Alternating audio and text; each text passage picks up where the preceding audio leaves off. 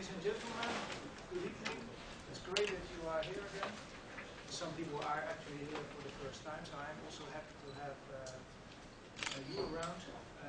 I think it's a very good occasion to be here because I'm happy to announce Roel Janssen as a speaker today, who is telling you a story. Roel Janssen has written thrillers, and I actually wanted to ask you, I'm doing that straight on, what is actually the biggest thriller in our recent years? Is it the novels that you have written, or is it perhaps a story about the euro, which is in the news every day?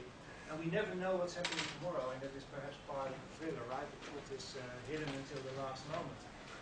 Roel Janssen is a journalist working on financial European issues. He has also traveled across the world, being a correspondent in South America, and now works as a writer. He publishes journalistic accounts of politics and politics of hard choices, among many other things. So I'm happy to give the ground to Roel Janssen. You know, there's an introduction, and then we have a little break, and then there's possibilities for getting into interaction with Roel Janssen, who presents now. Okay. Well, thank you, Arco. Yes, I did write a couple of thrillers on financial issues, and you're right that the euro story in itself is absolutely worthwhile to make another book on it. And well, you never know, I might even do that. Currently, I'm working on a book on the gold that was stolen by the Germans during the Second World War from the Netherlands Central Bank, and that has an indirect link to the euro story anyway, but that's maybe for next year by the time that book is finished. Is it understandable what I'm saying? Loud and clear? Yes?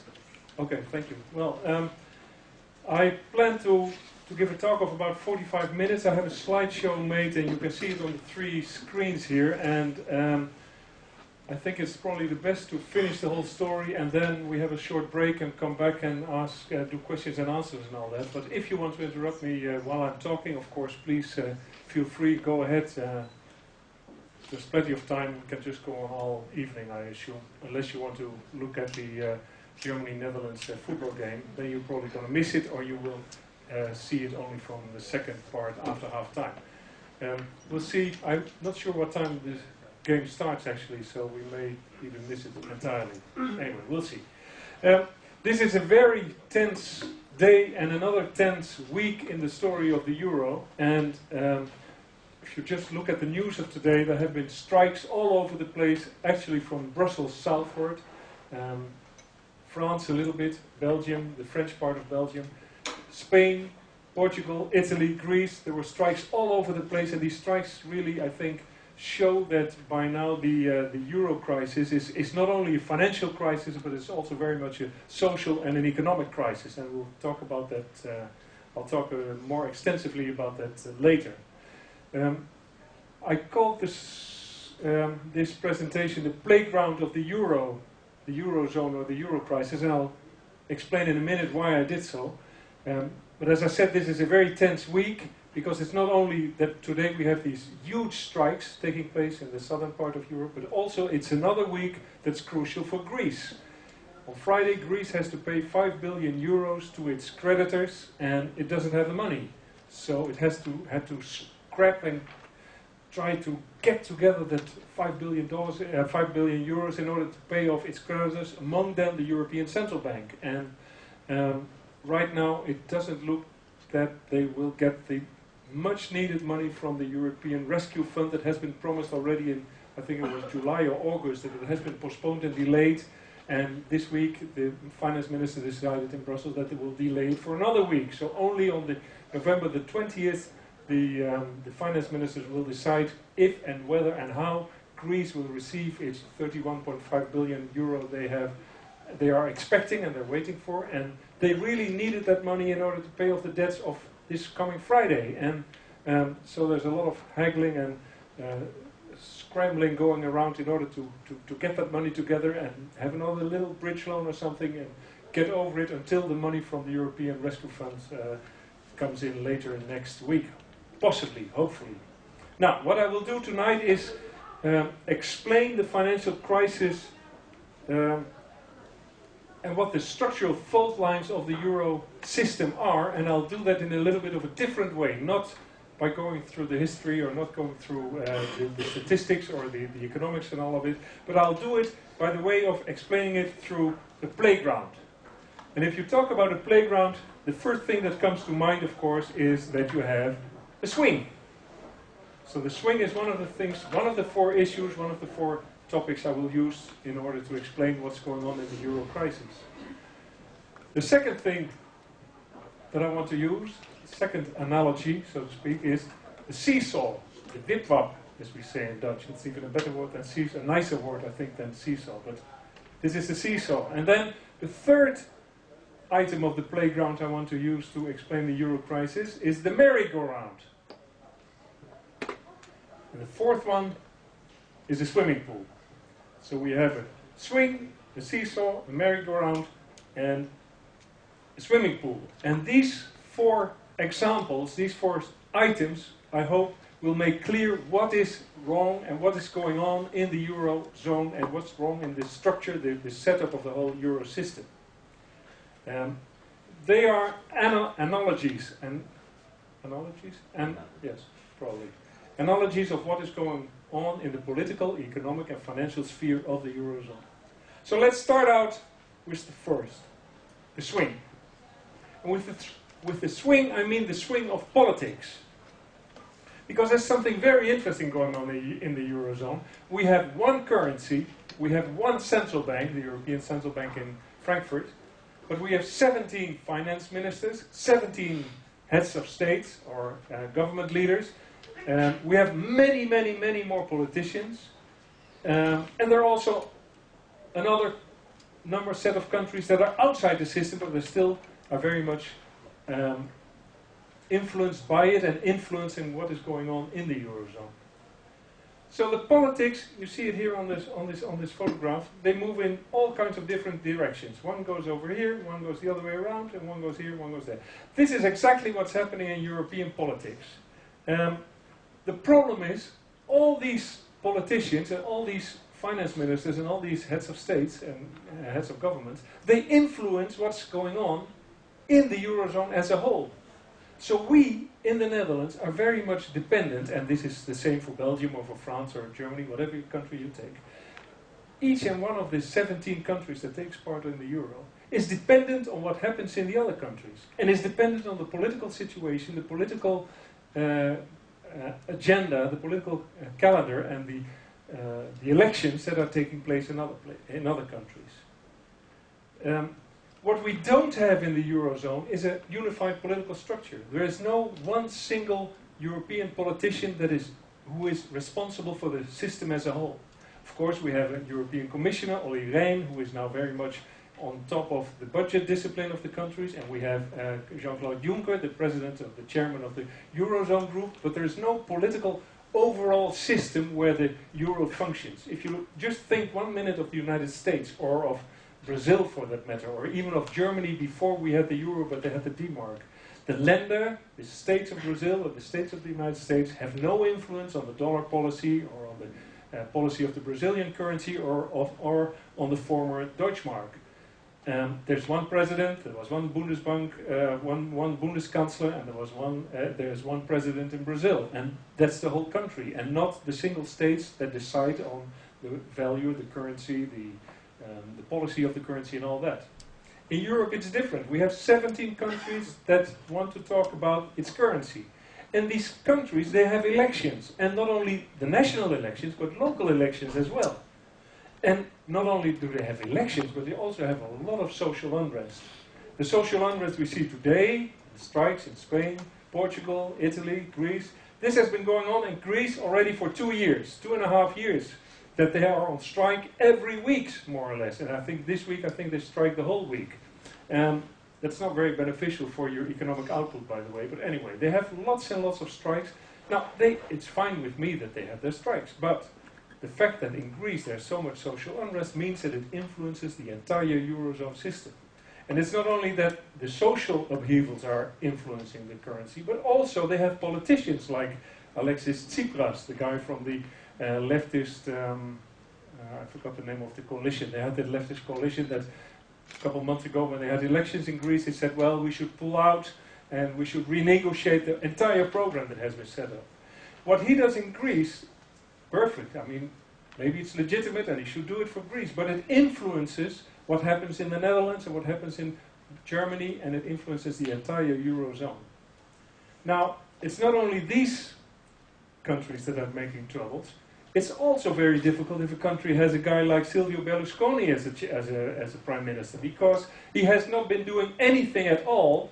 Well, he did a lot of things, but not on the financial and economic system of Italy to improve it and to improve its competitiveness. Not at all. He virtually for years and years he was governing, basically defending himself, expanding his media empire, and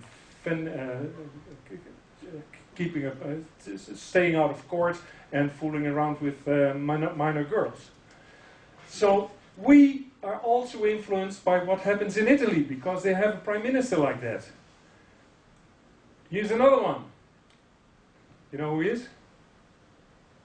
This is Artur Mas. He is the, I think it's called the chairman, or let's say the prime minister of Catalonia in Spain.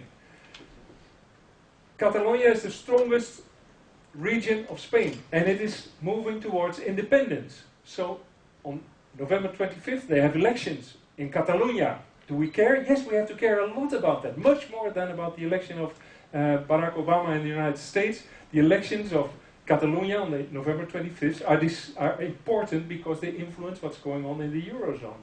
The fact that Catalonia wants to become independent and separate itself from the Spanish federal state influences the entire Euro system, because it has a lot of things to do with where the money goes, where the money flows, what banks will fall, how the federal government will support Catalonia, if rescue packages to be set up for Spain or for Catalonia and all that. So what happens there influences the entire system. And then, last but not least, we have one in the Netherlands as well, who has been influencing tremendously the Euro policies of the last 2 years. When Geert Wilders was giving political support to the previous Rutte government, he very strongly influenced the Dutch position in Brussels. It meant that the Dutch were more reluctant to be pro-European, they were more Eurosceptic, and they influenced tremendously the position of Jan Kees de Jager, our finance minister, who was well, maybe not half the time, but quite a lot of his time spending in Brussels negotiating with the other Euro countries. He influenced the position of Mark Rutte, who took a very strong Euro and anti-support or assistance and solidarity position of the Netherlands vis-à-vis the other countries that are so much in trouble now. So also the Dutch politics influence the entire European political system and the political stability. The problem is that the Germans cannot vote for or against Geert Wilders, and we cannot vote for or against independence of Catalonia, and we cannot vote in the Italian elections.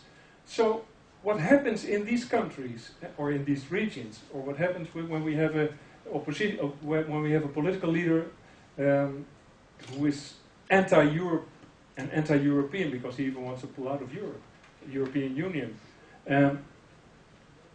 that influences what's going on, and other countries have no vote, they have no elections they can participate in order to elect these guys, or throw them out for that matter.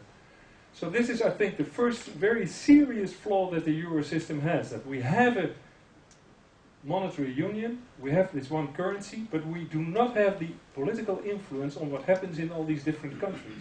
And of course there are rules, they have been set, and you have to abide to these rules, and governments more or less do that, and there is a European Commission that has to check that everybody is doing what has been agreed upon, and there is a European Central Bank. Yes, that's true, but still the election calendar of all the participating countries tremendously influences what's happening.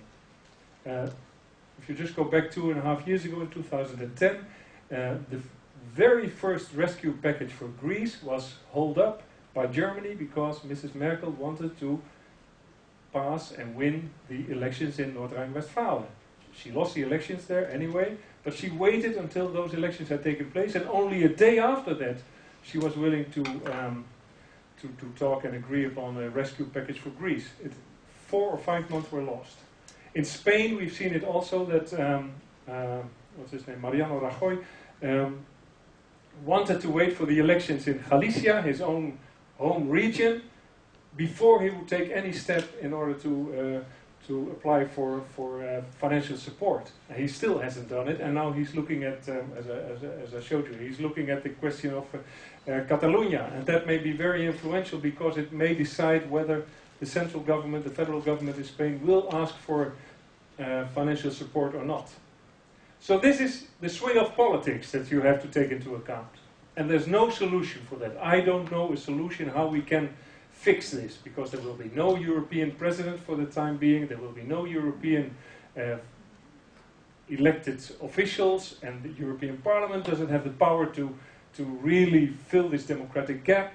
So we will continue to be dependent on the electoral calendars of the participating countries. And yes, well, I'm anxious to know from you if you could think of a solution for this problem, but we have to live, for the time being at least, for the coming years, with a system where you have one currency and a political agenda and elections in all these participating countries that are not necessarily going in step together. Clear enough? Then we go to the, oh, here he is, the seesaw of competitiveness. In the Treaty of Maastricht that was signed 20 years ago, 2 things were basically fixed and agreed upon. One was that the European Central Bank would be as independent as the Deutsche Bundesbank, the Central Bank of Germany, and it would be as much focused on low inflation, stability, monetary stability, that means low inflation. That was the one thing. And it would be independent from political influence. The second thing that was agreed upon in Maastricht was that there were budget rules. There were rules for the budget deficit. It could reach only a maximum of 3% of GDP. And you could have a national debt. The debt level could only be 60% of GDP. Now, these rules were fine and nice, and you could argue about them if they were good or bad. But anyway, they were there. There were rules, and in the in the build-up period towards the monetary union, countries by and large abided to these rules. They brought down their deficits, they brought down their debts, and more or less they fulfilled the requirements of the treaty in order to start the monetary union. Not all of them. Italy didn't, certainly, and Greece, when it came in 2 years later, didn't at all, and everybody knew it. But anyway, there were rules, and they were more or less taken seriously in the period until 1999 and 2002, when the euro was introduced.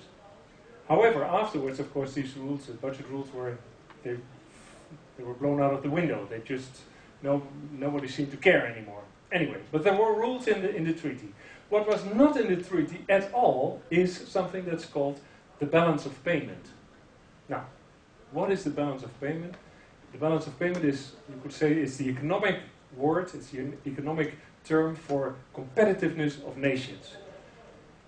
Very simply, the balance of payment says everything you do with the outside world is in balance, or it has a deficit, or it has a surplus. Here, on this little design, it's in deficit. Both of them are more or less on equal terms. They're more or less equal. You earn as much as you spend. You're not a big saver, you're not a big spender, but you are in balance. So that's the balance of payments here is in balance, you could say. In Europe, however, let me see, it's at the next slide. Yes. This is the way it looks in Europe. The balance of payments within the Eurozone is not in balance at all. There are huge deficits, here we are, and there are huge surpluses. Now, this is going to be interesting because it's a crucial, elementary aspect of the failure of the Treaty of Maastricht, that nobody even thought of the idea that you needed to put in something about the balance of payments. The term does not exist in the treaty. You go through it, it's not there. Why? Well, they simply forgot about it, maybe. Or, well, they thought, we don't talk about the balance of payment of Holland and Friesland, or of Limburg and Utrecht. So why should we talk about the balance of payments in the Eurozone? Because we're all together, we're all in the same monetary union, we're all the same currency, and there's free flow of capital, so who cares? It will go nicely, and eventually the balance will restore itself automatically, and it will be on balance again. However, in Europe it didn't get into balance at all. The southern countries, the southern European countries, ran huge balance of payment deficits. That means they spent much more than they earned. They overspent themselves. Their competitiveness was going down the drain, and at the same time they were receiving money in loans, in credits all the time, in order to keep up their living conditions, their spending conditions and all that. So they were receiving, there was a lot of, I'll come back to that in a minute, they were receiving a lot of money through the financial system, through the capital markets, in order to overspend and in order to have a higher consumption level than they actually could afford. Because they didn't earn the money, they borrowed it. On the other hand, here we have the balance of payment surplus countries, and those are about 2 or 3 or 4 in the Eurozone. One is Germany, of course. Yes, 1 second. One of the surplus countries is Germany, and the other surplus country we all know is the Netherlands. We have the highest surplus on the balance of payments of the world. I just looked it up in this CPB calculation for the new government. It will rise to 11.5% of GDP. That is more than Germany, more than China, more than South Korea. It is more than any country in the world. We are saving so much more in the Netherlands than we spend, that we have this huge surplus on our balance of payments. And what that means, I'll tell in a second. Yes? In euro speak, this balance of payments is current account, right? Yes.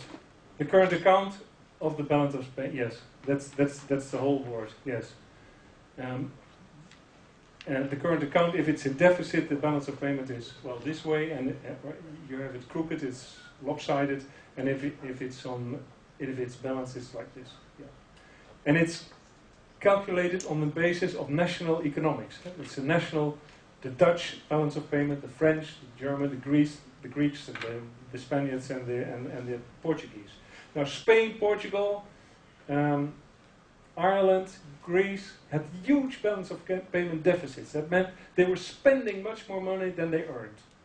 In Greece it was the government. In Spain it was the private sector. It was particularly the booming, what you call the property development.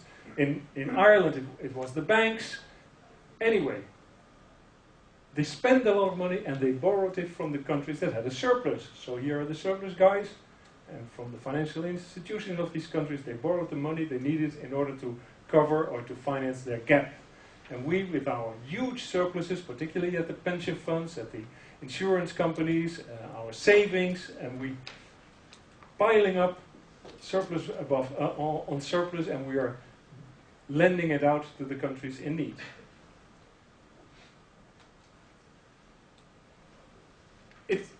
The balance of payment also is an indication of competitiveness. If you are very competitive and if you are very good at things, then you can export your goods and services and whatever, agricultural products, and with your exports you earn money. And that money, of course, if you don't spend it, it means that your balance of payment, first your trade balance, but then your current account in general is in surplus. Now Germany has a huge competitiveness. Why? They passed through a series of very strong reforms in the about 10 years ago, in 2003, 2004, I think it was. They reformed their labor markets and system, and they said, okay, we keep the wages flat and we improve our productivity. So Germany is now one of the most competitive countries in the world. It makes the best cars in the world. It makes very good machinery and a lot of other things, and they're incredibly competitive. Now, in the Eurozone, they have to compete with, this picture comes from Greece, with a pastoral economy, where you have sheep and wool, or olive oil, or grapes, or whatever, as the main product of your economy. And even those are not made very competitively. So if you think you can compete, when you make the best cars, with economies that are partly agricultural and even traditionally agricultural, then it means that within one currency zone you have a huge problem. You are creating a huge problem. Because as the money flew into Greece, I will come to that in a second, they could all buy a Mercedes. Lovely, fantastic. So they spent the money they borrowed from the banks and through the financial system. They built up their own debts to incredibly high levels. In Greece also through the government, but in other countries through the private sector.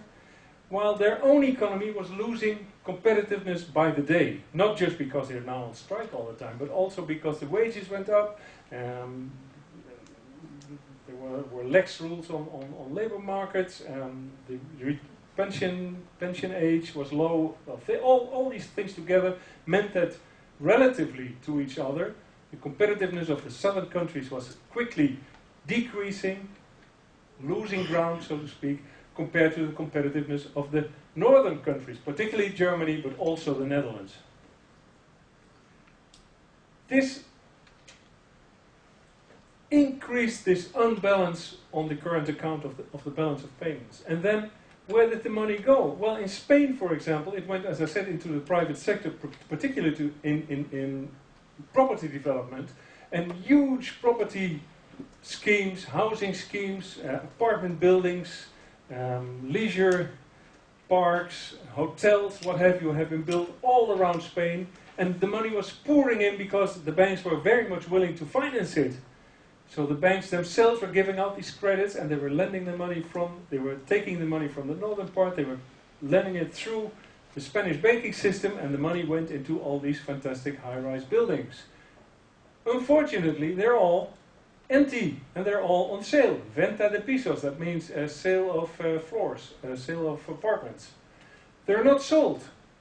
So when, in 2008, 2009, 2010, the Spanish market collapsed, this was where the problems arose. The entire Spanish banking system that was heavily involved in financing and giving credit to these property developments, all of a sudden got into very, very serious trouble. And I think you can say that, in fact, the euro and the Eurozone has caused, in this way, a tremendous financial bubble. A financial bubble, that means that a lot of money is going to a particular part of a market. It can be in stocks, it can be in commodities, it can be in gold, but it can also be in property, like in Spain, and it simply blows up and up and up and completely out of control. And prices go up, there seems to be no end, the sky is not even the limit, it goes on and on and on. And people seem to expect that, you know, this boom period, this great happiness, this period of ever more spending and borrowing and lending and credits and buildings and making money, because what you buy today you can sell better tomorrow, will go on forever and ever. And even in Spain they built this fantastic airport in I think it is in Valencia, where no plane has landed yet. And so all over, well, this is a German plane, by the way, I think. Look at the tail. Anyway, all over Spain, these kind of projects were financed through the banking system, and when, in the end, when, of course, like all financial bubbles, the bubble is pinched, and the money and the air flows out, nothing is left over, then you have the disaster of unused airports, apartments, and property that is can't be sold, and not only the owners and the constructors and the property developers are in serious trouble, but then the entire banking system that has financed it gets into serious trouble. And that's exactly what has been happening for the last year and a half, 2 years in Spain. So I think it's safe to say that the euro, because it did not take into account the balance of payment problem. It did not take into account the competitiveness problem, caused through the euro one of the most spectacular financial bubbles of the modern day history. Worse, I would say, bigger and more complicated than the one we saw in the United States with the subprime, subprime mortgages for the housing market in the U.S.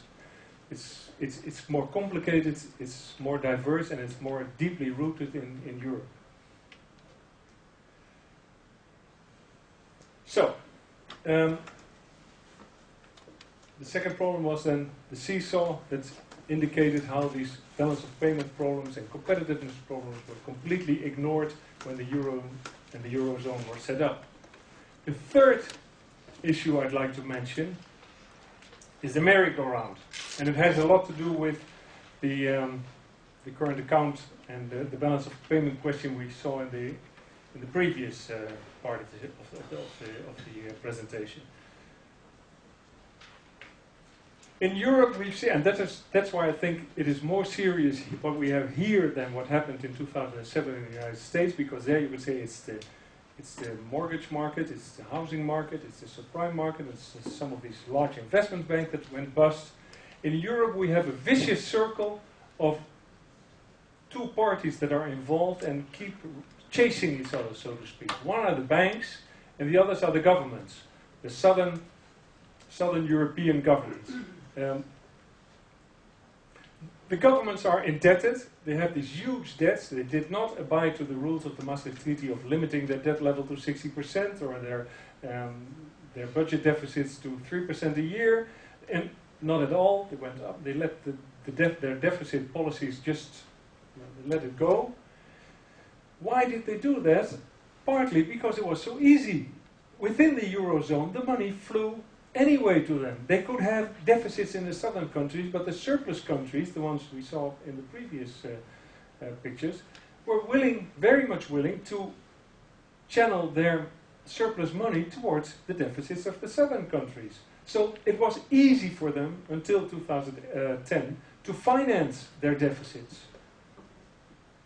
It meant only that the governments were piling up debts on debts on debts on debts, and the debt level was reaching unacceptable and unsustainable levels.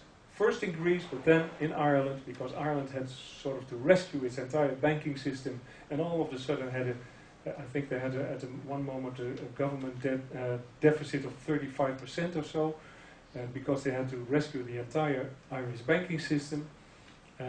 In Portugal, the same problem. Consistent high deficits of the government were not. The financial markets were not willing to buy the government debt of Portugal, or to buy the government debt of Greece, or buy the government debt of Ireland, and so these countries, the governments of these countries, the finances of these countries collapsed. That was one part of the story. The other part of the story were the banks that financed airports that didn't go from anywhere to anywhere because there were no planes landing there or taking off, or the banks that financed the property developments in Spain, or the banks that financed, for that matter, the property developments in Dublin, or the banks in Greece that financed the Greek government debt. The largest buyer of national debts usually are the national banks. So the local banks in Greece bought the government debt of the Greek government, and same thing in Spain, same thing in Catalonia, same thing in other countries. But that weakened, of course, the banks. At the moment when a government is collapsing because it cannot finance its debt anymore, the banks that have bought huge amounts of these debts and have piles and piles of government debt paper in their vaults, turns out that that paper is not worth the 100% it says. It is worth maybe 80% or 60% or even less. So they have bought lots and lots and lots of worthless money. Now, and here comes the problem that the banks are causing the governments to get into bigger trouble, because the governments have to rescue the banks. And they rescue the banks by giving out more debt, and the banks buy that debt. And while they buy that debt, the government weakens again, so they buy weaker and weaker stuff all the time. And that makes the banks even weaker and makes the government weaker, and so It's really a merry-go-round or a vicious circle, whatever you want to call it, but it's the one that infects the other, and the infection goes around and around and around all the time.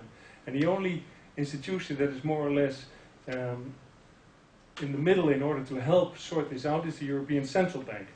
We'll get to that in a second. But it's really the lame and the blind who are trying to help each other through a crisis.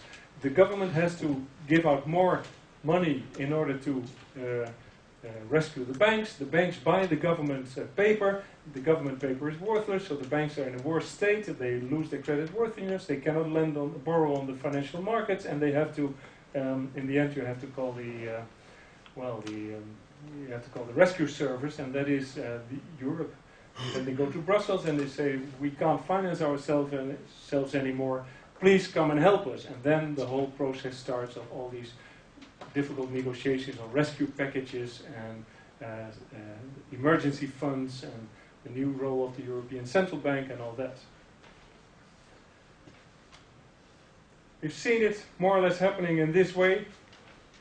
One government after another was falling. Once a government falls, then the financial markets start getting nervous because they see, Greece, Greek paper, it's collapsed.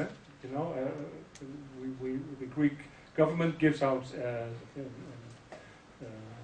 state debt paper, and it sells it for €100, and a bank buys it for €100, and it hopes to get back the €100. But when Greece can't pay its debts anymore, the value of this debt paper goes down and down and down and down and down. It's the upside from the interest goes up and the value of the debt paper goes down. But if Greece is not trustworthy anymore, then maybe Ireland isn't trustworthy anymore, and maybe Portugal and Spain and Italy, and here I'm sure you can put the French flag. Isn't here yet, but it may arrive shortly, maybe next year or so. Then it might be the next country. So you see that one country after another is pulling the other down. Because if you don't trust one country, and if you start thinking, well, maybe this country will fall out, then you might think that another country might fall out or be thrown out as well. So here we see that one country can cause a crisis in another country. And it's not only the countries that are causing this crisis, but they're also, as I said, heavily linked to the banks. And here you see the banks collapsing. These are two Spanish banks, Realia and Bankia, and even their buildings are made in order to indicate that they're not that safe, maybe, and they might fall. But these are two large regional banks in Spain, and they had given much too much credit to property developments, and when the property development collapsed, they were stuck with all these credits, and they couldn't recover it, so the banks were in serious problems, and they had to apply for a rescue package at the Spanish government in Madrid. Spanish government didn't have the money, so they went to the European leaders, the European institutions, and they said, please give us a rescue package from Europe. Now, Europe has said, okay, we'll give you 100 billion, a lot of money, but it hasn't paid out a cent as of yet, not a euro as of yet, but anyway, there is money ready to help Spain, or to jump in, I would rather say, in case they eventually apply for support, for aid, for rescue. The problem of this whole thing is that everything is linked together. If one small regional bank in Spain collapses, it may pull the entire European banking system down. Same with the banks in Greece. If the Greek banks collapse, then they may pull down all the other banks that have given credit to the Greek banks. And the banks that support each other in the financial markets. And if one falls, the entire system might fall apart. That's the big fear, I think, that has driven the northern European countries in order to agree upon rescue packages all the time. Because the fear is just too big that if Spain falls, ING, that has a huge exposure to Greece, will fall. Or if Italy gets into trouble, the French banks might get into serious trouble. Or if Greece would collapse, then German banks would get in very big difficulties. So in order to save their own financial system, they were willing to set up these huge billions and billions of rescue funds and try to, well, well, if you say it optimistically, make the best of it. But anyway, make sure that there is still a financial system working and the money is still flowing to these banks and to these countries. But it's going it's trickling, really. The money that is going down there is very, very little. And this brings me to the fourth and the final item of the four I mentioned, the swimming pool. Now, this is very interesting. For a long time, the countries in the south, the southern countries of Europe, thought we're having a great time. We're part of the euro, we're part of the Eurozone, we don't have to worry about inflation anymore because we imported the German stability, the monetary stability of the Bundesbank of Germany. We have low interest rates because we don't have to pay premium interest rates anymore when we had the peseta or the lira or the drachma or whatever. Because we're all part of the Eurozone now and we have the euro, the European interest rates, and that's much lower. So we are benefiting tremendously. It's a big party. Stable currency, low interest rates, and plenty of money that's available. Because we can attract money from the entire Eurozone, from the whole pool of the European markets. Instead of only the little Greek or the little Spanish or the little Portuguese market, they had the entire European financial market to their disposal. So the money flew in, and it flew in like water into a swimming pool, and everybody was having a great time, enjoying themselves at the rims, at the borders of the swimming pool, making new constructions, making new buildings, making a new airport, all that. Fantastic. It was really the way that the current accounts of the balance of payments were financed. Because if you have a deficit and you spend much more money than you actually earn, then you rely on the financial markets to get that money. You borrow it. The governments borrowed it, the private sector borrowed it, and the private individuals, the citizens borrowed in order to increase their spending power, the purchasing power, their consumption levels. This, of course, is fantastic, and when financial markets perform this role, that's the normal situation. Financial markets take the money where there's a surplus, where there's a savings surplus, and they lend it out to the countries that need it because they need credits. They need it for spending, or they need it for investment, or they need it for whatever. So as long as this works and the swimming pool is full of water, everybody's happy. Fantastic. We're having a nice time. And this was more or less how the euro system functioned until early 2010. What happened then? Oh, here we see how nice it is. This is from a film called La Piscine, and these are, some of you may know, Alain Delon and Romy Schneider. It's a famous film on swimming pools. And you see how nice it can be. But what happens when the water flows out of the swimming pool?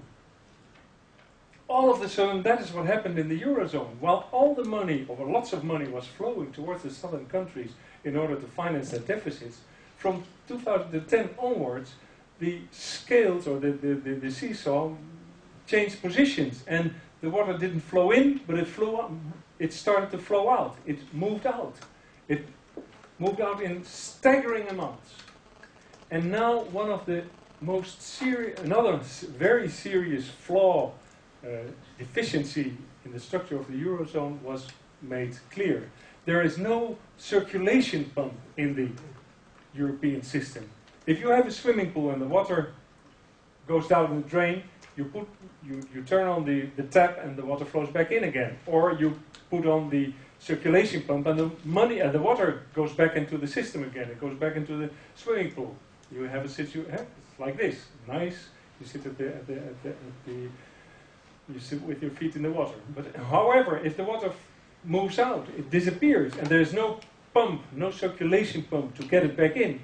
You're lying on the floor of a dry swimming pool, and that's exactly what's been happening in the European system. The money flew out massively from Spain, from Greece, from Italy, from Portugal, and all of a sudden the swimming pool was empty. It meant really that the circulation pump that you need in the European system was simply not there. And what happens then is then you have people making desperate jumps like this. Now, what do you need if you want to reverse this situation? You need a pump, you need a circulation mechanism, and that is exactly, I think, what had been lacking in the European system. There was no such thing as what is called, in economic terms, a lender of last resort. There was no circulation pump in the European system that could make sure that when the money flows out of Spain into Germany, into the Netherlands, that it would be plowed back, or it would be refinanced back to the southern countries. There was no circulation pump in the whole, in the entire European monetary system. So this is basically the function or the role that all central banks have in the world. If you look at the American Central Bank, or even the Bank of England, or the old Dutch National Central Bank before we moved on to the euro and we still had the guilder, that central banks have to recycle the money from where it is to where it is needed, if the financial markets don't do that anymore. When in September Mario Draghi announced that he was willing to give unlimited support to the euro and do whatever is needed to keep the money afloat, he basically said, we will, as a European Central Bank, function as this circulation pump. And if there are no more euros in Spain, then we will make sure that they will get them. And we will get them back from the countries where they have been moving towards, get them back to the countries where they're lacking. So the European Central Bank, belatedly, 10 years late, took over the function of a lender of last resort, of a circulation pump within the system that was seriously lacking in the setup of the system when it all started. Now,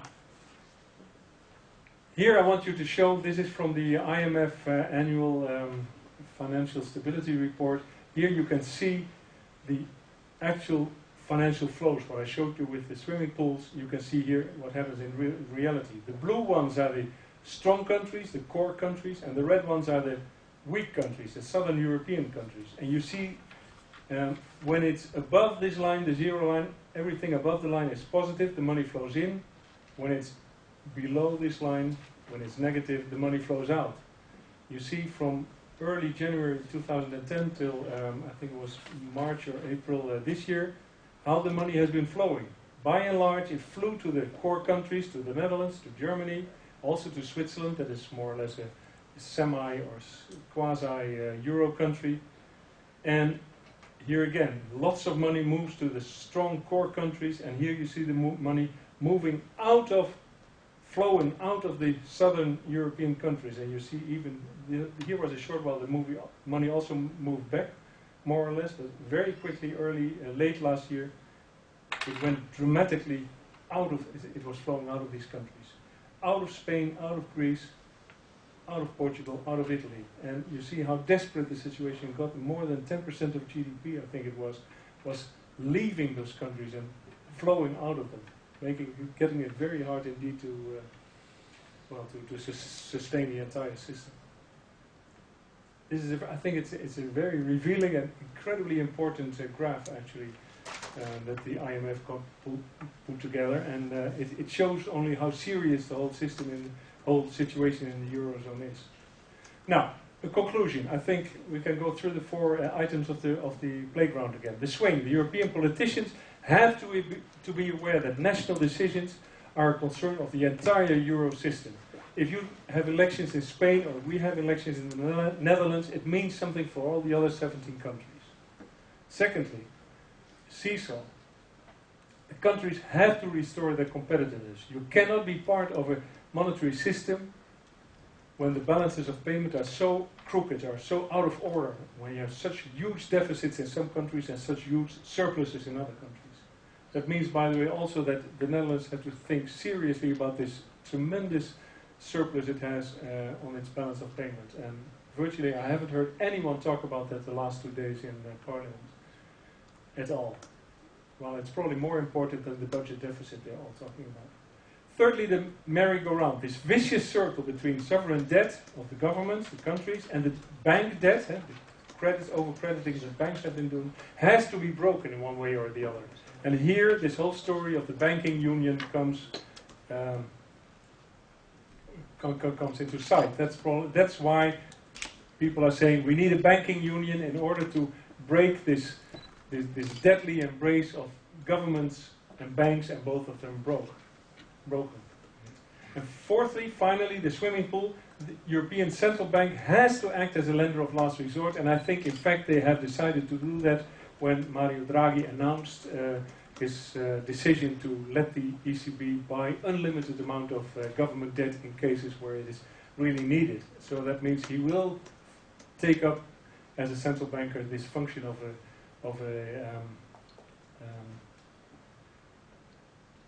circulation pump, a monetary circulation pump. So, well, that's all for now. Thank you.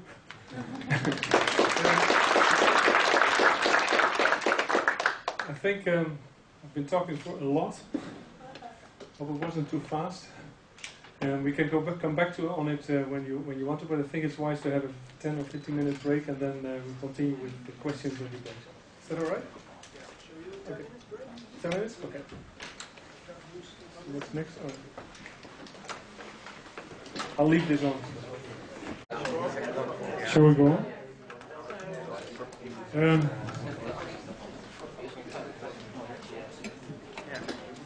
Oh yes, I think I would like to invite you to make remarks or give suggestions on how to solve the problems on this playground.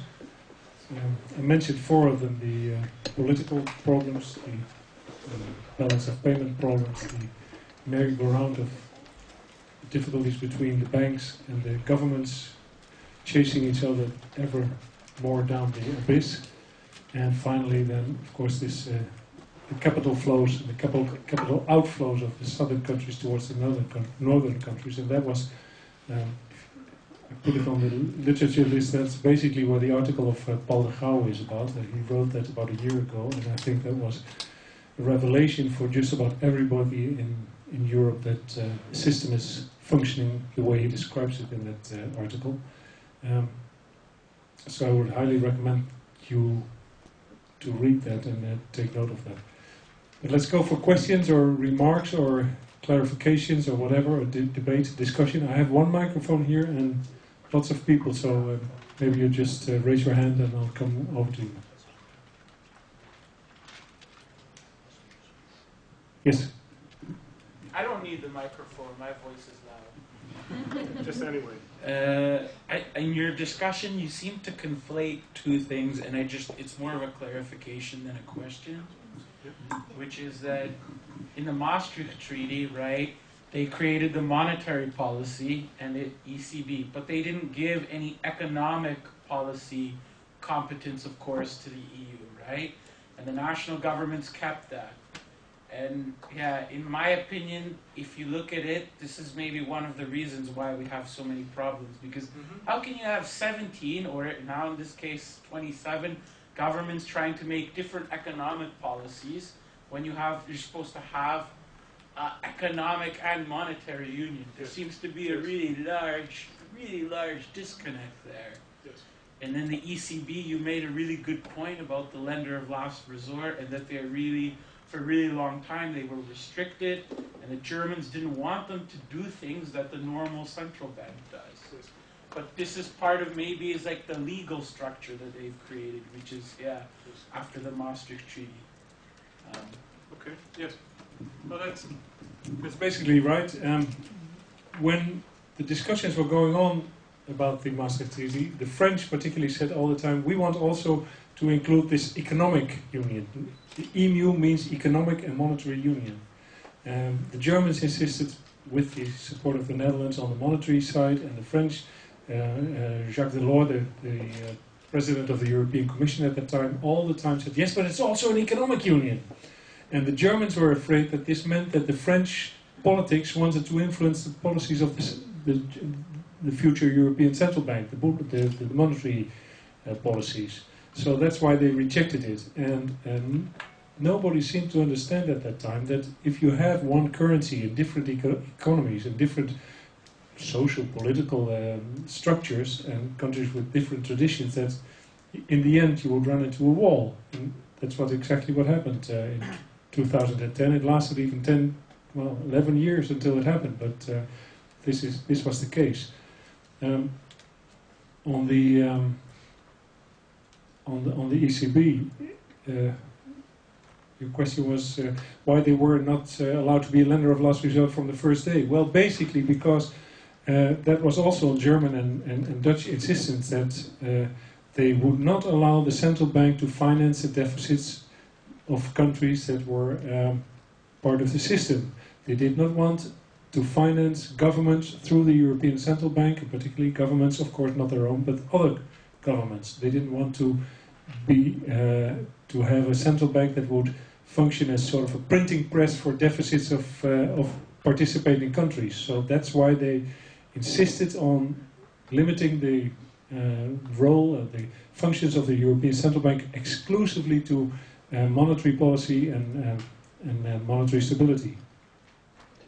And now, of course, they've got a lot more functions to comply with. First of all, they will do the banking supervision. That has been a national function until now, but when this banking union will start next year, they will also be responsible for supervising the banks, the banking system, and they will, because Draghi has informally, or well, not informally, but because he has managed to get the decision and the approval to function as a lender of last resort, I think he will take that function as well. And that last one I think is very wise. It was indispensable that would happen. You had a question? You were there? Yeah, thank you. I had a question about the second aspect, the seesaw of competitiveness. Maybe you could just elaborate on it a little bit more. My main sort of problem is it seems also that there might be an interest from the northern countries, the core countries, to keep the periphery as a cheap export market and a willing export market to get rid of their Mercedes and their BMWs. And without this export market, it seems like the German economy would be doing far less well. So I'm wondering to what extent the cheap export market is actually beneficial to the north, and do we want to change that? Yes. Well, you're right. In part, the reason why just about all industrialists in Europe wanted the monetary union was that they would have a level playing field in Europe for the internal market. Remember that in the late 80s and early 90s, the internal market was decided upon and put into practice, that you could the free flow of goods, less of services, but of goods at least. So it would make it a lot more easier if you didn't have that problem again all the time, that you would have to change your money when you go crossing a border. You go from Germany to France, you would go from the Dutch market to the French franc, and from France to Italy to the lire, etc. Not only the exchange problem was it hampering competitiveness of the entire European economies, but also you had this terrible practice in the southern European countries. Every time they were running into trouble, they would devalue the currency. They would devalue the lira, they would devalue the franc, they would devalue the peseta, etc. So in order to get rid of this sort of unfair competitiveness of devaluing your money all the time, the idea was, okay, we have one money, one currency, then you get rid of the devaluation problem and the advantage that countries can take with that, and we have a more level playing field. So that was basically why industry in general was very much in favor of having a common currency.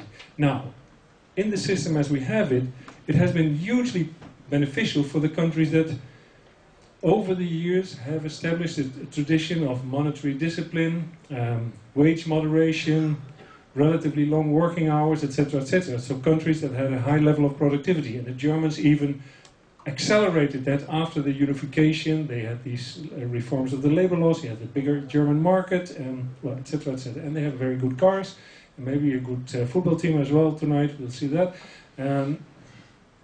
But they were, in that sense, they were tremendously benefiting from the fact that they could export without this problem of devaluation, without this problem of competitiveness losses through the monetary system, to countries in the south of Europe. So you're absolutely right. That was part of the benefits for the northern countries to take part in the whole monetary system in the first place.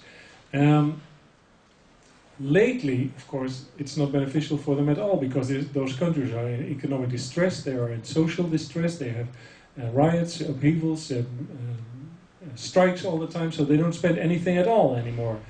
So they have lost the Southern European market virtually because there's no market there anymore. The fact that, for example, the French car industry is in so much trouble is because they can't export anymore to the Southern European countries because people don't have the money or they're simply not spending the money. They're waiting with the decision to renew the car and all that. And in fact, Germany is much more oriented towards Eastern Europe and China than it is dependent on what the Greeks are doing. So in that sense, they don't really care that much anymore. If they would lose the Greek market, well, big deal. That's not. It's not for that reason that they are. That's not the importance anymore. That's not that important for them anymore. Nevertheless, it means for the banking system, for example, also the German banking system, that the collapse of the Greek banks would cause them enormous losses. And so it's more now in the financial system, I think, than in industry and in manufacturing. Is that good enough?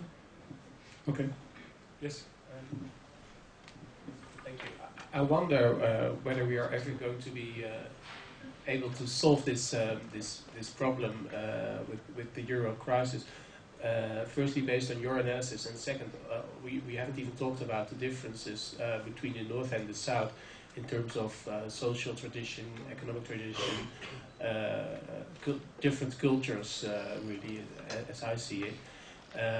So either we turn into more risk mutualization, or as the French call it, solidarity, which basically means that the EU turns into a transfer union from north into south, or we are going to impose the northern economic tradition upon the south, so wage moderation, monetary modesty, etc., as you just explained. But I think both will not be accepted eventually by the public. The first will not be accepted by the north, and the second won't be accepted by the south. So perhaps the best solution is just to pull out of the euro together with Germany and Austria and Finland, and just create a new euro or so.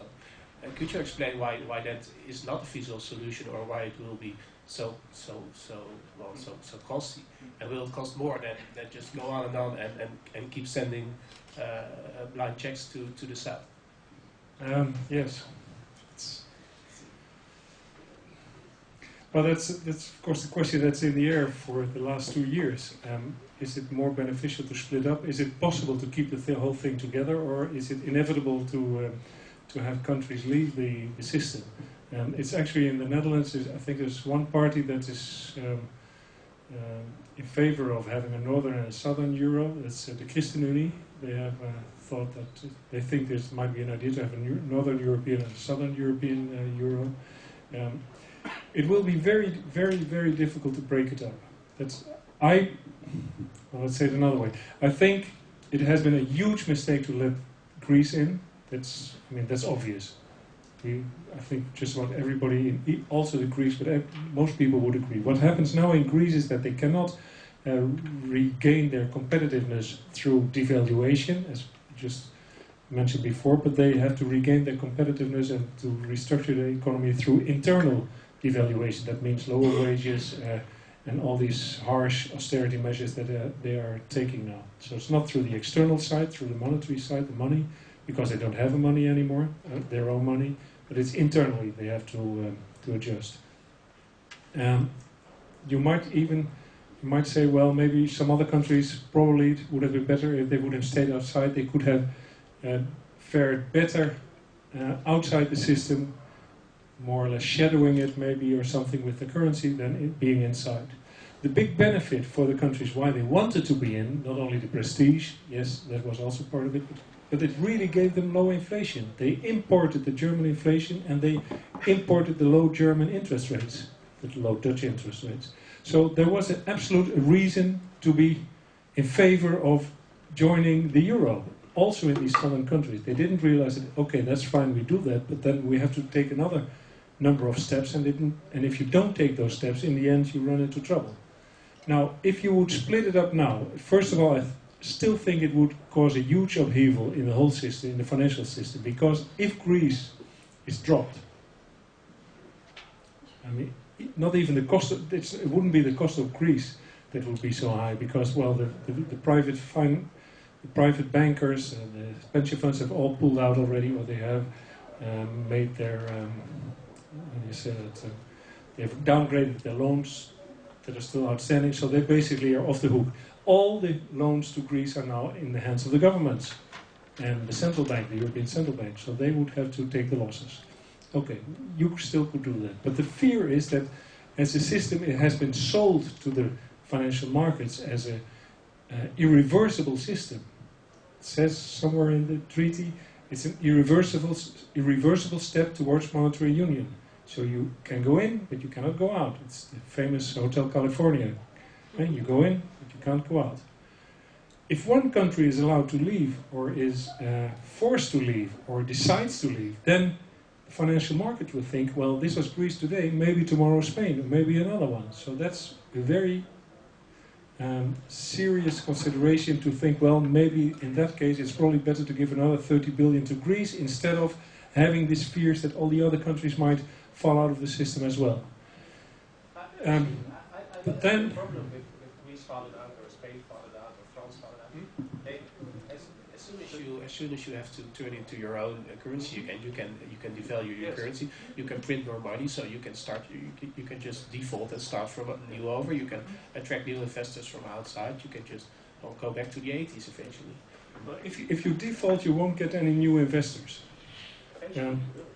Argentina defaulted in 2002, and they still don't get any foreign investments, because nobody wants to invest in Argentina, because everybody remembers in 2002 they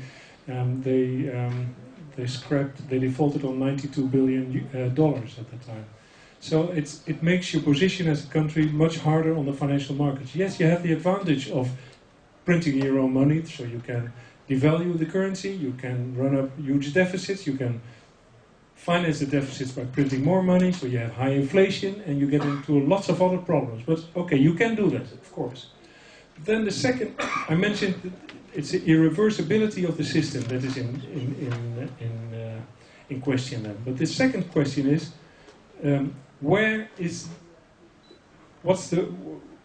what countries will be the northern and what will be the southern countries?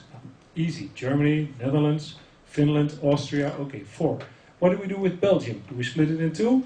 Northern Belgium, Southern Belgium? Yeah, might be a nice idea, but that's already very difficult. The southern countries, the same problem. Spain, you throw them out. Portugal, Greece, fine. Italy, it's getting very, very difficult. Very difficult. If Italy goes, France, what do we do with France? Then it's a Pandora's box, really, you're opening. So if you want to avoid that, and that's a political price you have to pay for it, then you have to pay for this political problem, then probably it's better to stick with the whole system.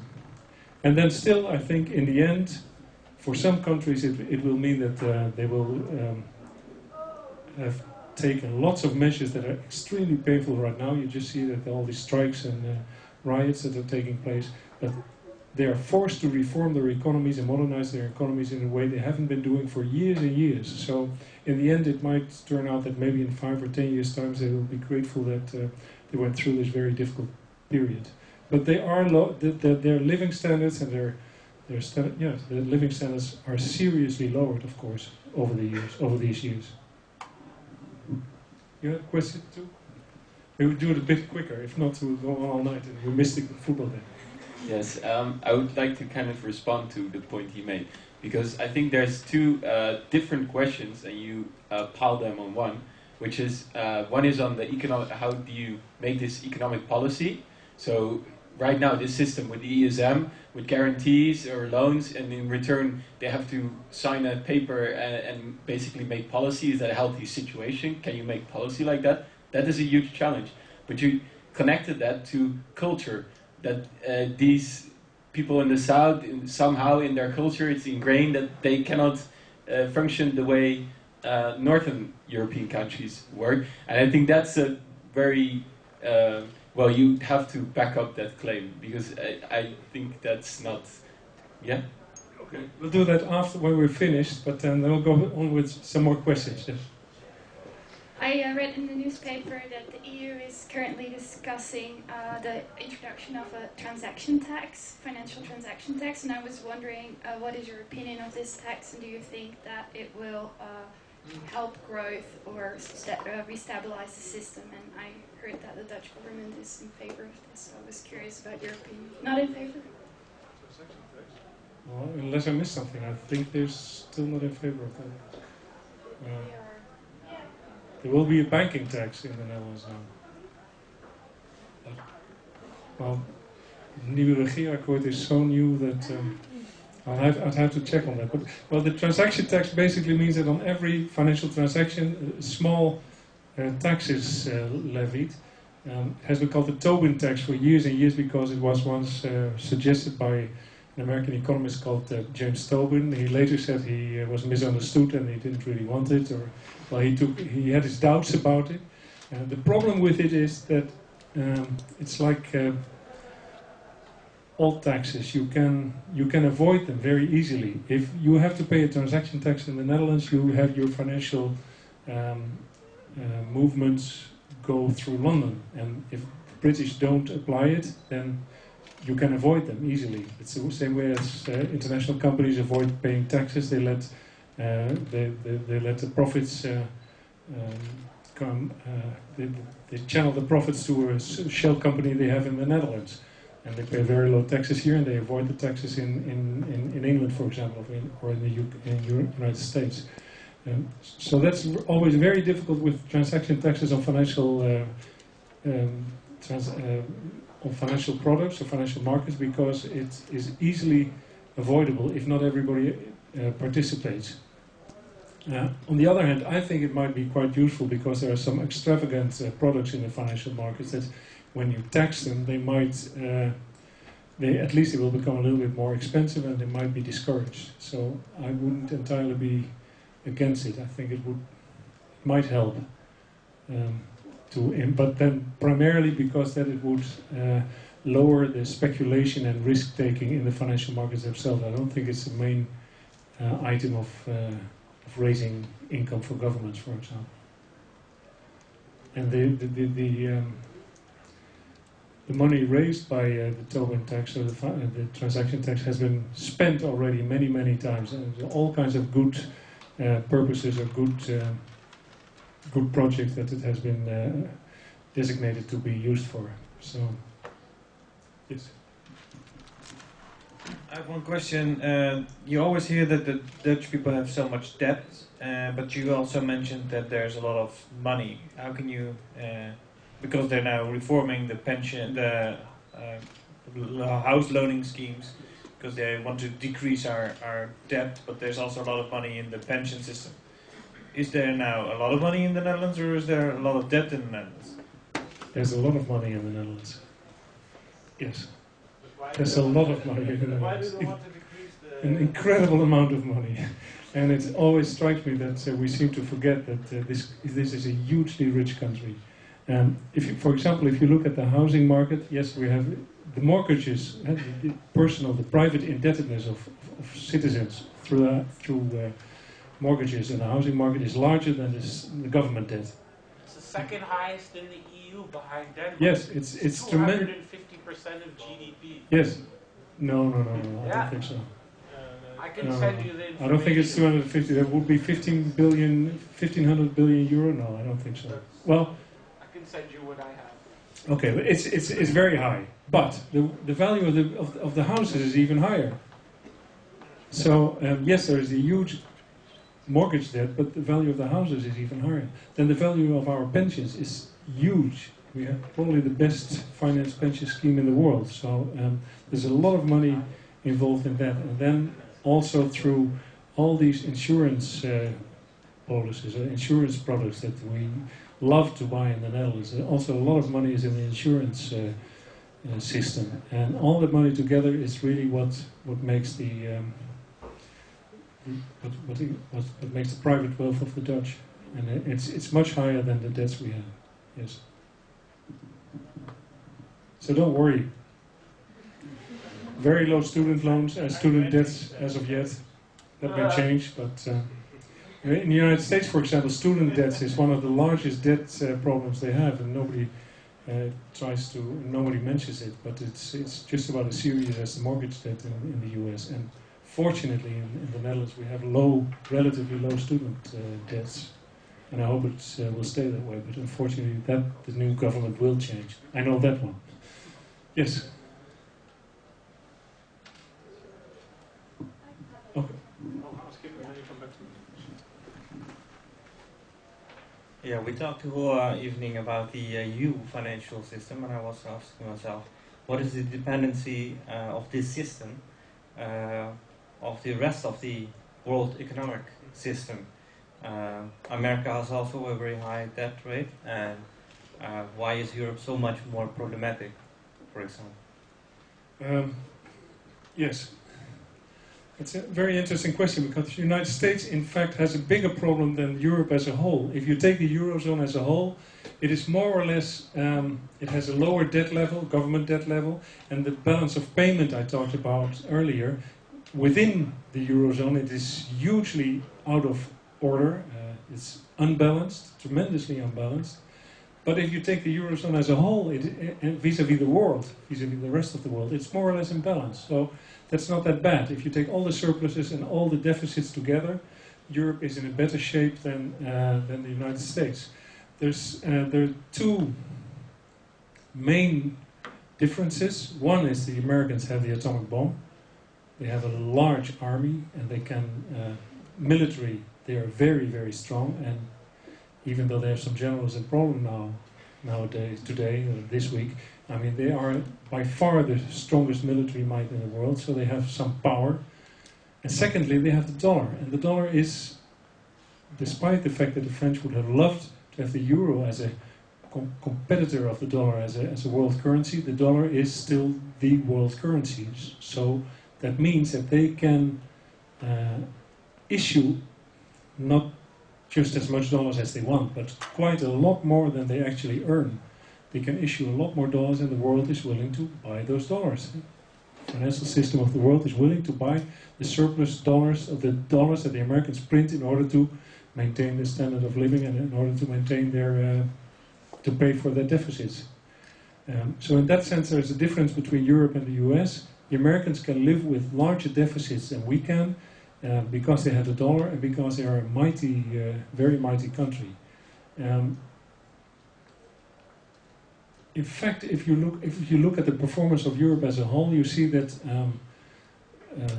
on inflation, for example, it's not doing that bad at all. The currency is quite stable. The euro could be called a success because it has delivered low inflation and a stable currency over the 10 years. And it is, of course, it's a worldwide accepted currency. You can use it all over the world. It's not as strong. It's not as big as the US, as the US dollar, but it's a serious challenger of it. And thirdly, what happens with the world? Europe depends on what happens in the rest of the world. If the financial system, the international financial system, doesn't want to finance deficits of European countries anymore, like what happened over the last 2 years, then someone has to step in. And that's really the problem, that those mechanisms weren't there. And when the Goldman Sachs, right, the investment bankers of the world, don't want to buy or sell Spanish debt paper anymore, then someone else has to do it. And that, of course, lately we're slowly coming to that conclusion as well. So it's really, I think, in the system itself there are so many deficiencies, but you cannot say that Europe as a whole is lost. Well, there's one more thing, but I won't talk about that. That's the aging of the societies, of course. That's making things a little bit more complicated again, but we'll talk about that later.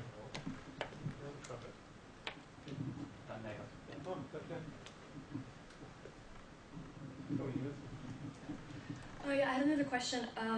In the article that was assigned for the reading today by De Grauwe, he talks about sort of the two ways to deal with crisis. One, austerity measures, and the other, government spending. So I think he calls it anti-cyclical spending.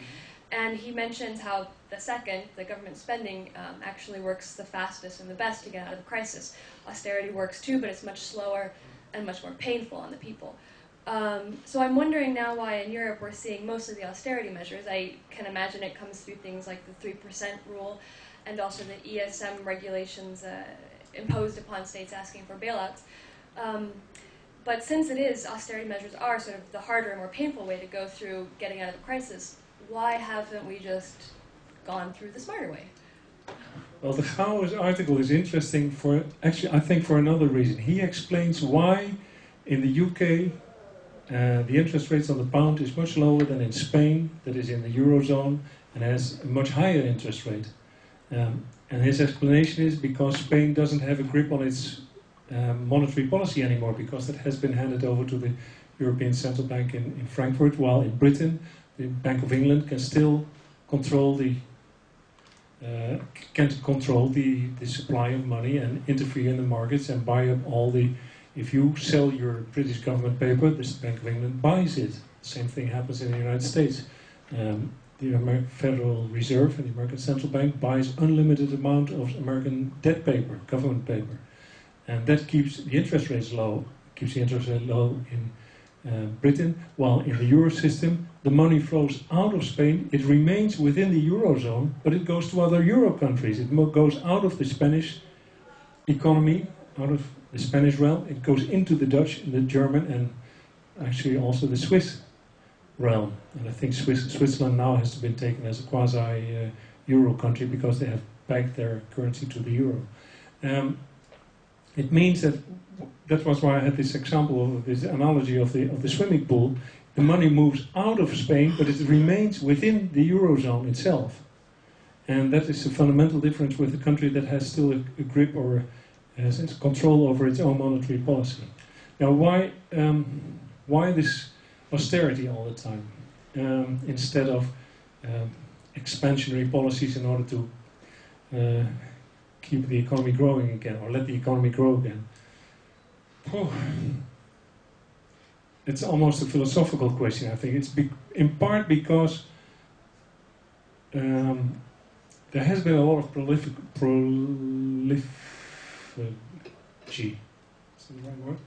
overspending in the southern countries. I mean, you can say, of course, if you have an economic crisis, do some more spending, and eventually the economy will pick up. People will earn money again. They will spend again. They'll pay taxes, and social security payments will go down, and so then a level of equilibrium on the government budget is re-established. In some cases, countries have been running deficits for such a long time and so high that there's no solution for that anymore. I mean, Greece, but also Portugal, I think, and the moment Ireland took over the entire Irish banking sector, were beyond spending programs. I mean, there was no room for it anymore. They had really lost that possibility or that opportunity by the time they got into trouble. The other reason is that the German philosophy is dominant in the euro system, and their philosophy is that you have to regain the confidence of the financial markets. And nowadays, the confidence of the financial markets is in large part decided or dependent on the fact if you can manage your own deficits, if you can manage your own financial household book, so to speak. Once they come to the conclusion that certain countries are not able to do that anymore, you have to regain that confidence again, and the confidence comes back through austerity. There's hardly another explanation to give for it. It means that you have to go through a lot of hardship in order to regain confidence, in order to be able to get back to the financial markets in the normal circumstances again. So has ideology trumped science? Do you see plenty of economic... No, because, yes, well, there are lots of economists who say that you have to spend more money. If you put it black and white, it's like Keynesians versus monetarist. I don't think it's that simple, really. But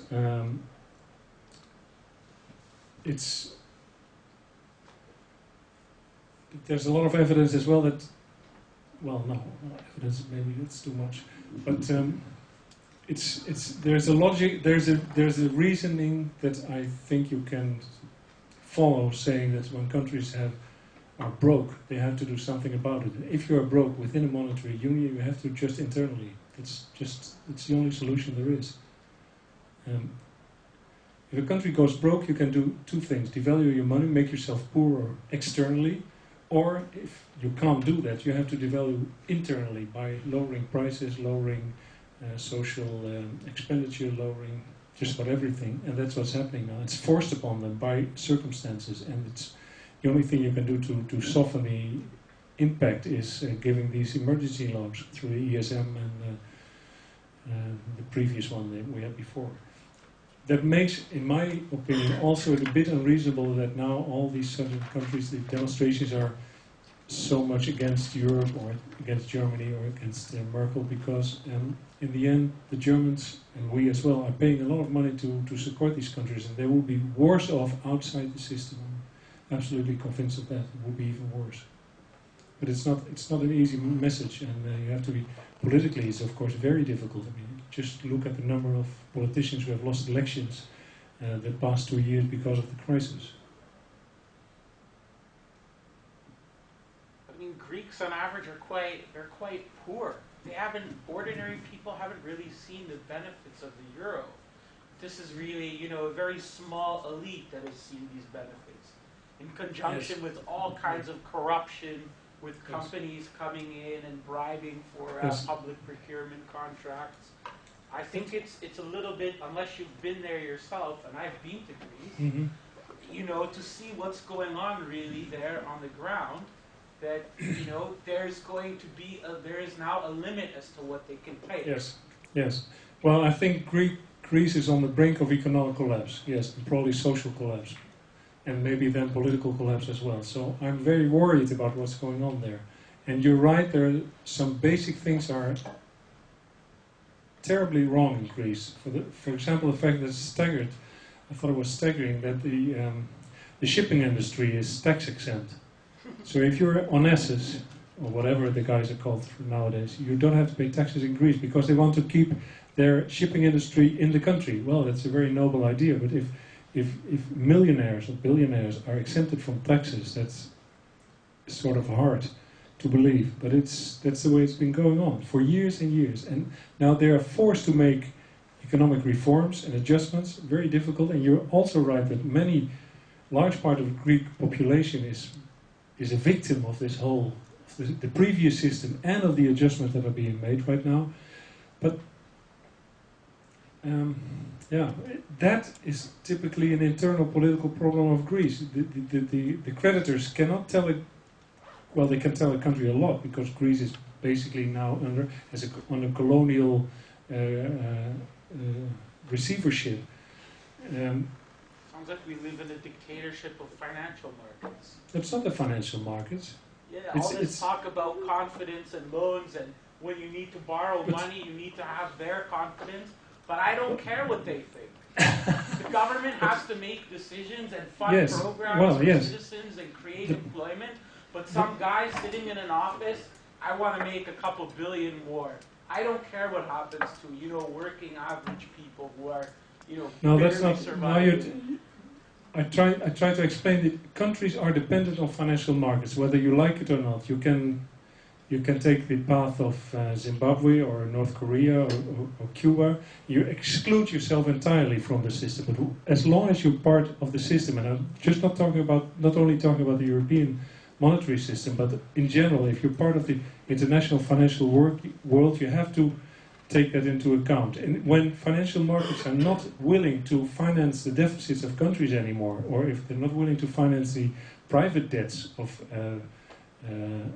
countries' economies anymore, then you run into trouble. And then, of course, you can do all kinds of things. You can nationalize the banks, you can devalue your currency, you can stop trading, you can do many things. But then it becomes harder, and that is the reason why I think Greece shouldn't have entered the Eurozone in the first place. When you're part of a monetary union, then you have to abide to the rules of the game as well as that is, as far as that's concerned. And now, in the case of these countries that are in really desperate situations, if they would resolve it on their own, they would run into, they would devalue the currency, they would see the purchasing power collapse because the money would be worth much less than it is now, in the euro. Then they would run into high inflation, undoubtedly, and would they be better off? I don't know. I don't know. That's very hard, and the hard thing about all the protests is that, yes, the measures that are demanded from them, and yes, the hardship is tremendous, but the alternative is not necessarily better, and it's certainly not easier. And it's hard to apply as well. Anyway, so. There was a question over there? No? Yes? We heard a lot of people who's to blame, so we heard the financial markets, Northern Europe, Southern Europe, the founders of the Maastricht Treaty, and the politicians today. So what is the final verdict? Well, something should have been thought about, or should never have been written down the way they were in the Maastricht Treaty. I'm convinced of that. I must admit that in the time when it was negotiated and signed, I or the newspaper I worked for was very much in favor of it. We thought it was a great idea. We thought it was a fantastic jump forward, step forward. Now I'm not so sure about it anymore, and I'm not even sure if the system will hold. It may very well fall apart next year.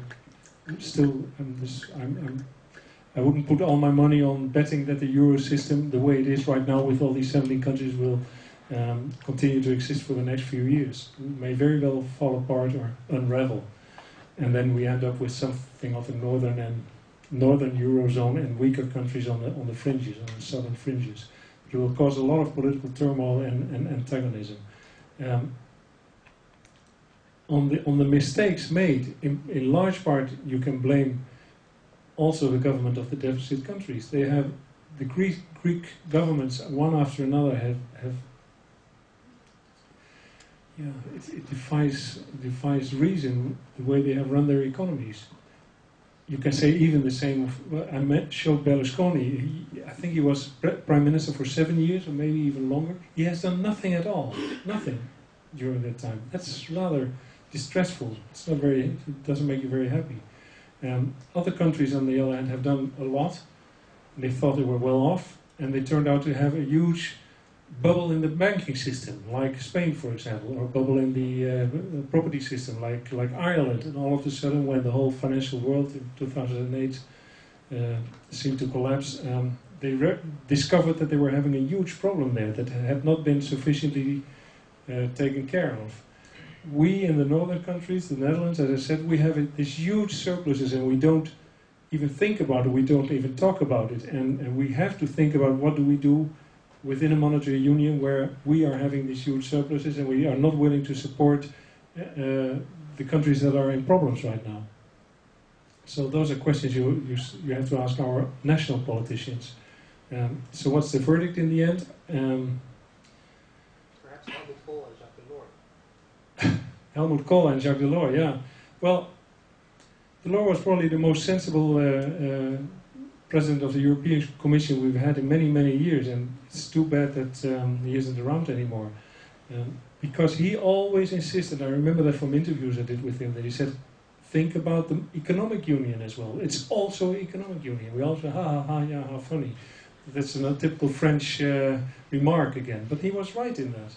And Helmut Kohl has lost completely out of sight that the political union was part of the story, and he simply dropped that when he thought it was not feasible. Helmut Kohl wanted to enter the history as the Bundeskanzler that united Germany, and I must say I really admire the way the Germans have done that. It's quite remarkable how they simply more or less took over a whole Eastern European part of Eastern Germany and incorporated it in the Germany as a whole. And then he also wanted to be the guy who unified Europe through the monetary union. And there he just, I think he took one step too far. And the reason why, this is one of the more incredible anecdotes, the reason why Italy became part of the first group was simply because Helmut Kohl liked Romano Prodi so much, the Prime Minister of Italy at that time, and they saw each other at their birthday parties and they slapped each other's shoulders and they liked each other. And so Kohl simply said, I want Prodi to be in. And that's how Italy became part of the first group. And they should not have been let in 1999. They should have been waiting outside for a couple more years and then maybe, yes, have made all the adjustments and then come in later. But also to show that it shouldn't have been that easy. It was really easy in the early period. Also, and that's maybe the final word then, because the money was so easy. There was so much money available at that time. Now we're all deleveraging and bringing down debts and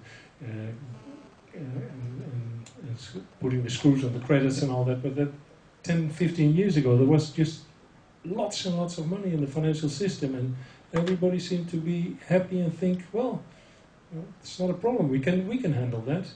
Greece is only a small country. We can handle that easily. Of course, but not when the system is so integrated as it is, that one country influences all the other ones. And that has been hugely overlooked, I think, simply denied, maybe. That's really, I think it's a shame. It's some very serious mistakes have been made by all the people at that time and also in the years afterwards, until it was just about too late. So I hope with all the measures that have been taken and are in the pipeline now to improve the system, we'll get out of it. But it'll certainly, I think Angela Merkel has said it recently, that it'll take another 5 years or so, and I wouldn't be surprised at all. So it'll take some time, and some measures are very useful, and it's good, I think, that they are being taken. Nevertheless, the jury is still out.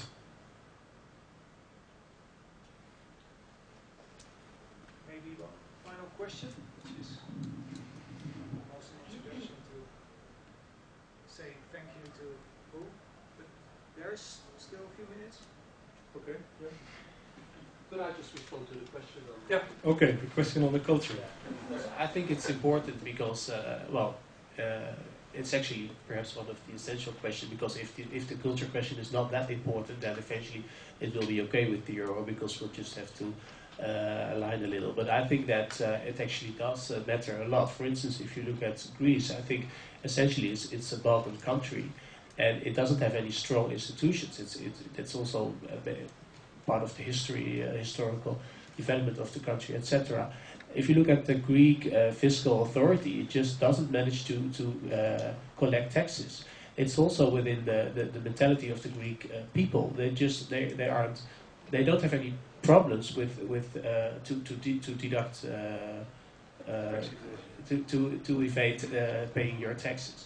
That's completely different. For instance, with the Netherlands, where one wouldn't even think of completely evading taxes or so. If you go to the supermarket, do it all the time. If you go to the supermarket, you are not surprised when you get a receipt if you've paid. In some countries, it's actually quite special if you get a receipt. So it's really, I think it is within the DNA of the people and of our cultures. I'm not the only one saying this. It's part of the European literature in the North-South division, etc. Max Weber, for once, has written something about it. So I do think that eventually cultures can change. But I don't think they will change overnight, and they certainly won't change because the European Commission tells countries to change. So it will take longer than just a couple of years. Well, yes.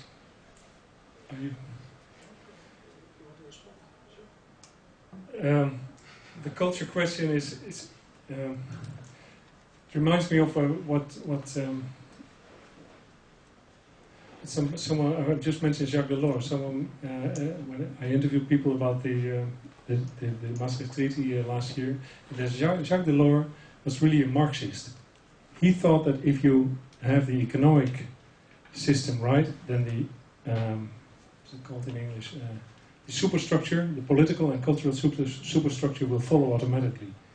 And I had never realized that, but I think it is partly it's probably true that many people who were the founding fathers of the monetary union thought if we have the money right, if we have the economic internal market right, if we have a monetary union, if we have one currency, then the political decision making and the cultural structures and the infrastructure or the cultural institutions will follow automatically. And that, of course, turned out to be a little bit more complicated. You're right in that the institutional question is extremely important, but economists haven't been very good in predicting or talking about or describing the influence of institutions in economic systems. That's a very important issue. Shall we leave it at this? Yeah.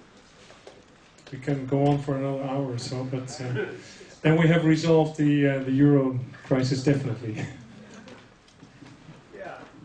Thanks very much for your informative presentation with the 4 elements in the playground that we all remember and that are still actually relevant to depict practice of, and that is what is my impression from your presentation, being a political scientist and hearing some questions about politics and ideology.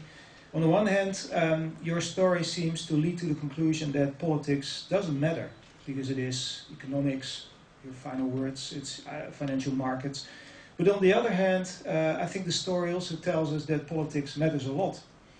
And that is important to know because this very month and in the coming time we will have the design and maybe the grand plans after the law of Herman van Rompuy, who perhaps contrary to your advice and insight is actually working on a political superstructure before, that is my estimation, it's not a final verdict, before the economic structure is right. So that's going to be a very interesting time. I can announce to you that this is also going to be the topic more of next week, where we talk more about the political institutional structure of the future of Europe and how it might work or how it might fail. Another lesson that I already had it in my mind, but it was convinced and confirmed more today, is that money divides people. But there is something else, another currency that unites people, and that is wine. And to connect it to the story, you mentioned France as a country that was not in this slide with the domino stones, but it might get into this picture. So what we did in the Montesquieu Institute, we labeled it Montesquieu Institute wine. We bought incredibly expensive wines from France to give something of our surplus on the balance of payments to France to help avoid that the country collapses. I'm not sure how good the wine is, but I'm happy to share experiences about that too. So thanks again very much for your presentation.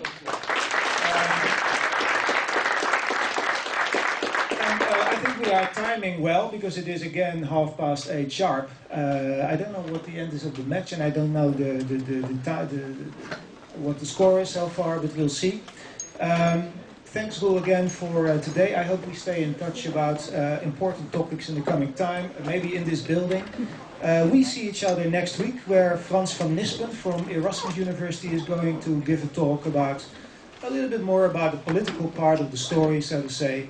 And those of you who are working on assignments, as we mentioned over the break, you can always call on us.